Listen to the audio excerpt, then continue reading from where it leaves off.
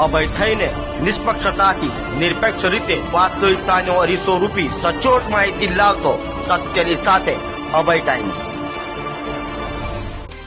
બિહારમાં ભાજપ અને એનડીએ ગઠબંધનની થયેલી ભવ્ય જીતને લઈ સુરત ભાજપ દ્વારા ઉજવણી કરાતી અને વિજય ઉજવણીમાં ભાજપ કાર્યાલય ખાતે ફટાકડા ફોડી મોઢું મીઠું કરાવાયું હતું।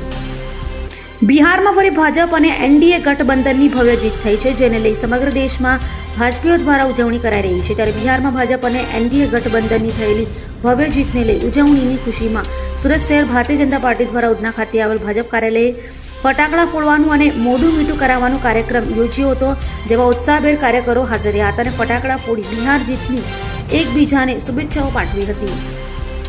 બિહારના ઇલેક્શનના જે રીતે આજે રિઝલ્ટ આવ્યા છે, એ રિઝલ્ટને કારણે આજે કાર્યકર્તાઓ મોટી સંખ્યામાં ઉપસ્થિત છે। ભારતીય જનતા પાર્ટીના કાર્યકર્તાઓએ આજે ભાજપની સુરતની ઓફિસ ઉપર ફટાકડા ફોડી મીઠાઈ વેચીને આનો વિજય ઉત્સવ મનાવ્યો છે। 200 થી વધારે સીટો ઉપર એનડીએ આગળ છે અને હજુ સારા રિઝલ્ટો આવવાની શક્યતાઓ છે।